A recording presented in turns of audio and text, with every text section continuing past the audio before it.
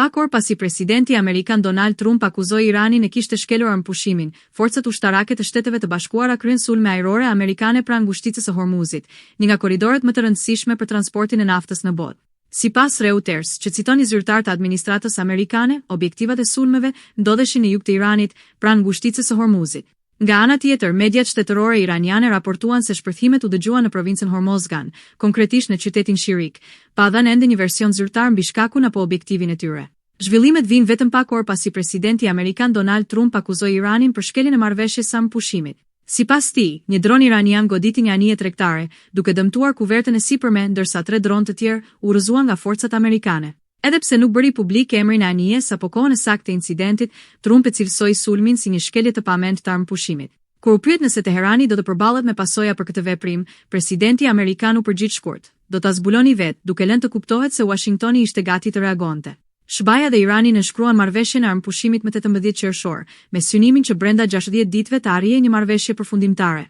Megjithatë, që prej hyrjes në fushit të saj, të dyja palët kanë shkëmbyer vazhdimisht akuza për shkelje të angazhimeve, duke ngritur pikpyetje mbi qëndrueshmërinë e armëpushimit dhe rrezikun e një përshkallëzimi të ri në rajon. Detajet e reja kanë dalë në pa lidhur me të shtënat me armë zjarri mbrëmjen e kësaj të premteje në zonën e Babrus.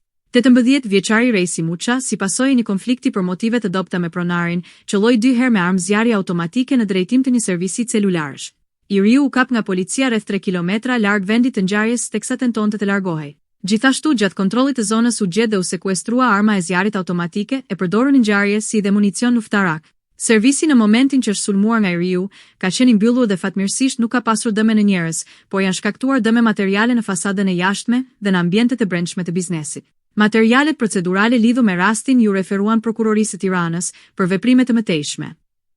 Në përmbyllie të bashkëbisedimit me qytetarët në rrjetet sociale, kreu i BDS Sali Berisha ka përsëritur thirrjen e tij për mbështetjen e protestës së të rinjve shqiptar, të cilën ai e konsideron një nismë me rëndësi të veçantë për të ardhmen e vendit.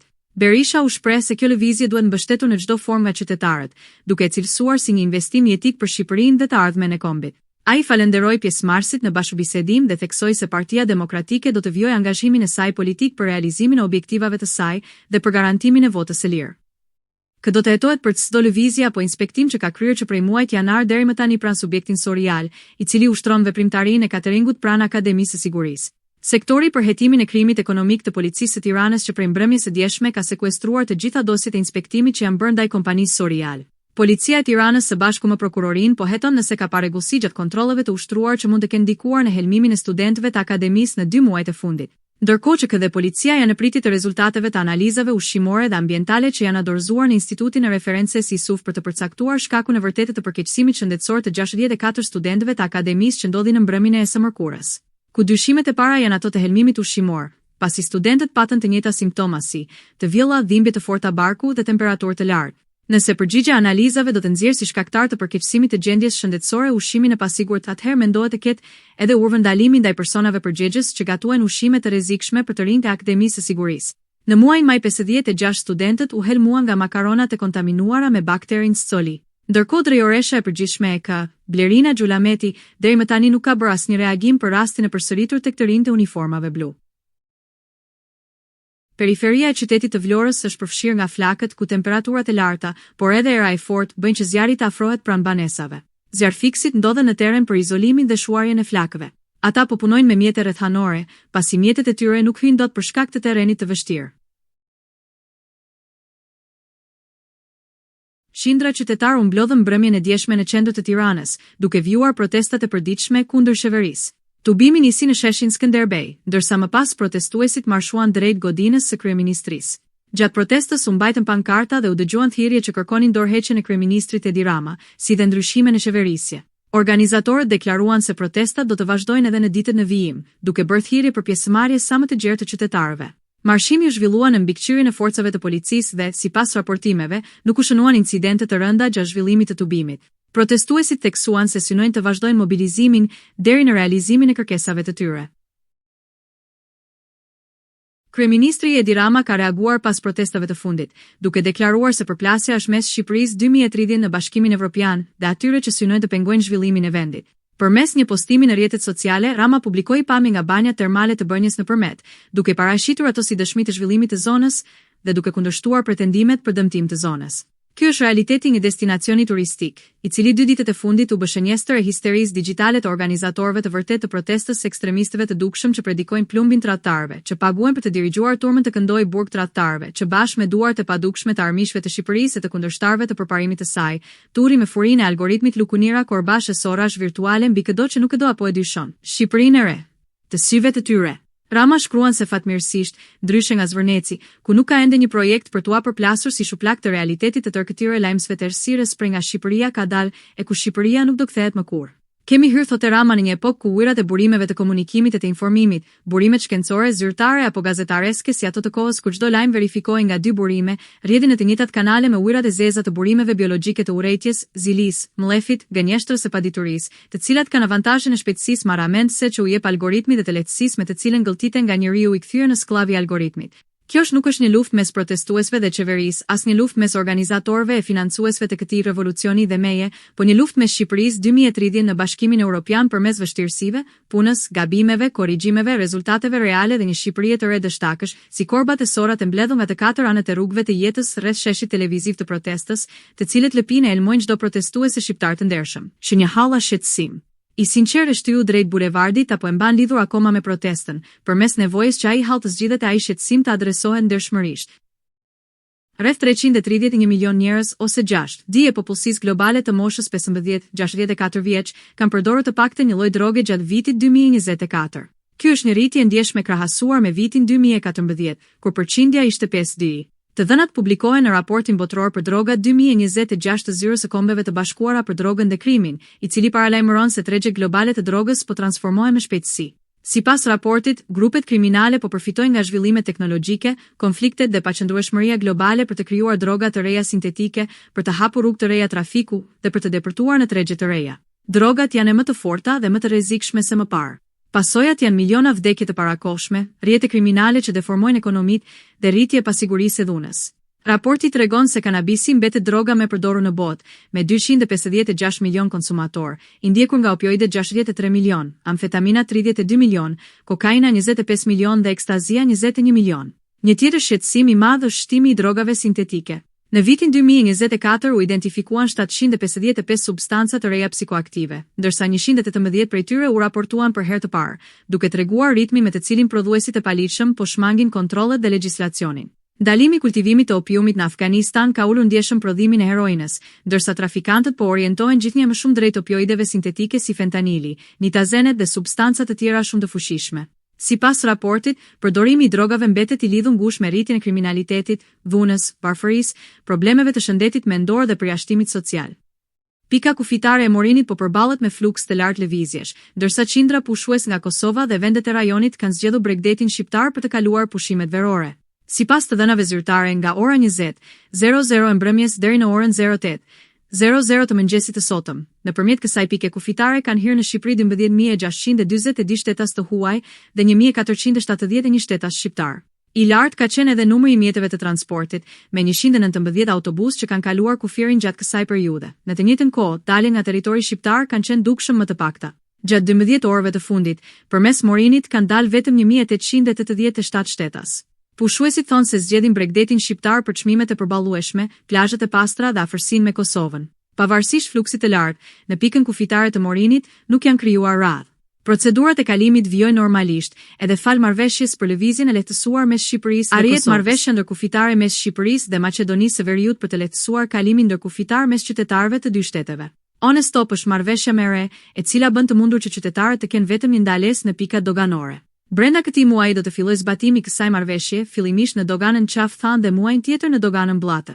Janë rreth 4600 qytetarë në ditë në doganën e Blllatës dhe rreth 300.000 makina që kanë kaluar brenda 5 muajve. Kjo si rezultat i hapjes së rrugës Arbrit. Kjo marrëveshje do të lehtësojë si lëvizjen e lirë të qytetarëve, ashtu edhe të mallrave mes dy vendeve.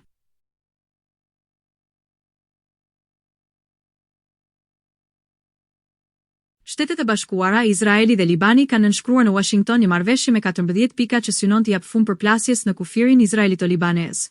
Dokumenti parashikon përfundimin e gjendjes së luftës, çarmatimin e grupeve të armatosura, veçanërisht Hezbollahut, si dhe tërheqjen graduale të trupave izraelite. Marrëveshja nis me angazhimin e përbashkët të Izraelit dhe Libanit me mbështetjen e SBA-s për të arritur paqe dhe siguri të qëndrueshme dhe për t'i dhënë fund konfliktit.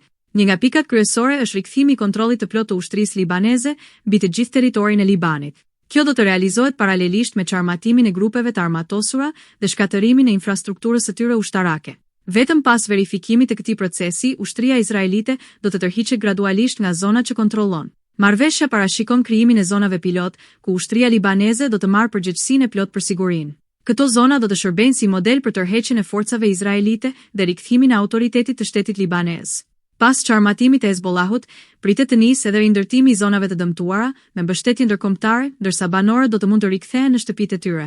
Në kuadër të marrëveshjes do të krijohen edhe grupe pune mes Izraelit dhe Libanit për hartimin e një marrëveshje të plot paqeje dhe sigurie, me ndërmjetësimin e Shteteve të Bashkuara.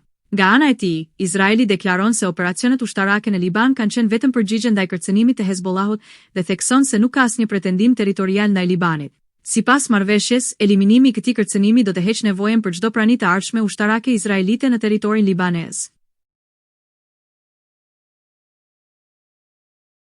Një studim i ri ka zbuluar se vaksina e përditësuar kundër COVID-19 nuk mbron vetëm nga infeksioni, por lidhet edhe me një ulje të ndjeshme të rrezikut për infarkt, goditje në tru dhe komplikacione të tjera serioze kardiovaskulare.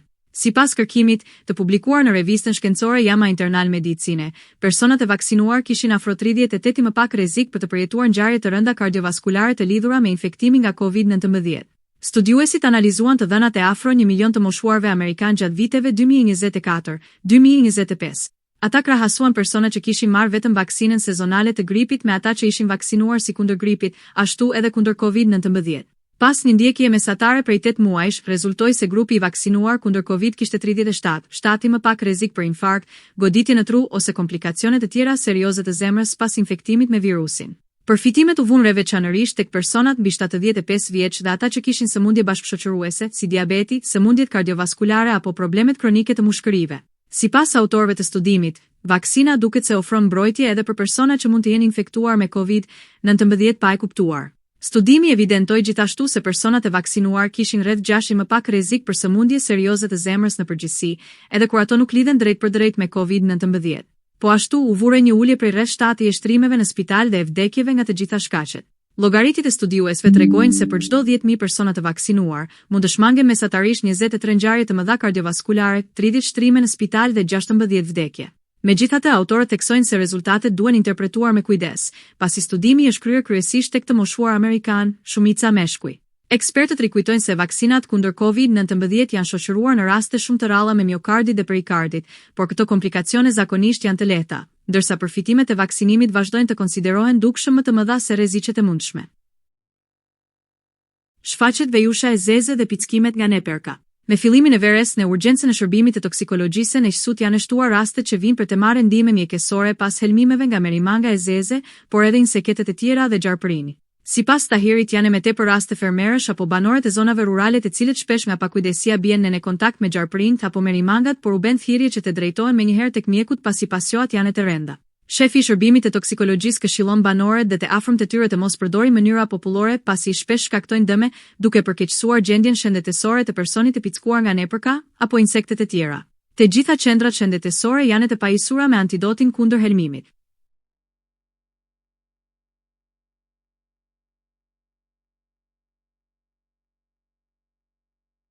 Bilanci i dy tërmeteve shkatërues që goditën Venezuelën është rënduar ndjeshëm. Sipas autoriteteve dhe Kombeve të Bashkuara, të paktën 920 persona kanë humbur jetën, ndërsa mbi 50.000 të tjerë rezultojnë të zhdukur, teksa ekipet ndërkombëtare të shpëtimit vazhdojnë kërkimet mes rënojave. Dy lëkundjet me magnitudë 7.2 dhe 7.5 goditën vendin brenda një minute të mërkurë në mbrëmje, duke shkatëruar shindra ndërtesa përgjatë bregdetit verior. Zona më e goditur është La Guaira, pranë kryeqytetit Caracas, ku lagje të tëra janë kthyer në gërmadha. Shefi i ndihmës humanitare të OKB-s, Tom Fletcher, deklaroi se operacioni kërkim shpëtimit është jashtëzakonisht kompleks dhe paralajmëroi se numri i viktimave pritet të rritet. Pas goditjet dhe ndërtesat e dëmtuara vazhdojnë të rrezikojnë ekipet e emergjencës. Në shumë zona, familjarët dhe vullnetarët po gërmojnë me duar për të gjetur të mbijetuar, duke denoncuar mungesën e makinerive të rënda dhe ndihmës shtetërore. Vizita e presidentes së përkohshme Delcy Rodriguez në një nga zonat e prekura u shoqërua me protesta dhe thirrje zemërimi nga banorët, të cilët akuzuan qeverinë për mungesë reagimi. Ndërkohë, në operacionet e kërkim shpëtimit janë angazhuar ekipe nga të paktën 17 shtete, përfshirë Spanjen, Kilin, Meksikën, Kolumbinë, Zvicrën dhe Salvadorin. Shtetet e Bashkuara kanë dërguar mbi 250 specialistë, ekipe me qenë të trajnuar për kërkimin e personave në rënoja, pajisje të specializuara dhe ndihma humanitare. Sipas autoriteteve, mes viktimave janë edhe 28 shtetas portugez, 5 spanjoll, 7 kinez, 2 brazilian, 1 kilian dhe 1 shtetas italo-venezuelian. Ndërkohë, 85 portugez dhe 119 spanjoll rezultojnë ende të zhdukur.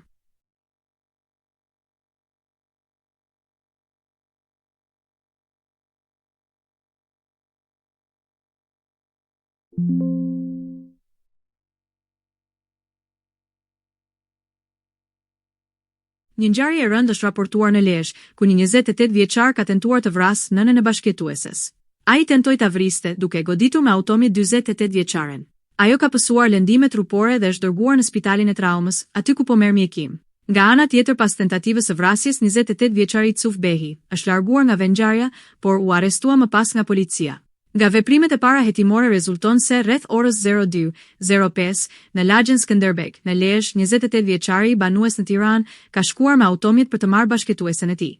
Në këtë moment kanë dalë familjarët e saj dhe, për motive që lidhen me marrëdhëniet familjare, ai dyshohet se ka përplasur me automjet nënën e bashkëjetueses, shtetasen KH, 43 vjeçe, duke shkaktuar dëmtime trupore dhe më pas është larguar nga vendi i ngjarjes.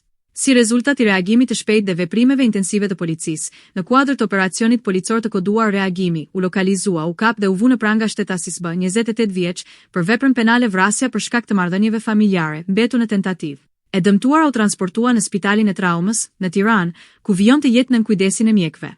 Në cilësinë e provës materiale u sekuestrua automjeti përdorur në ngjarje, njofton policia. Materialet procedurale ju referuan prokurorisë pranë gjykatës së shkallës së parë të juridiksionit të përgjithshëm Lezhë për veprime të mëtejshme.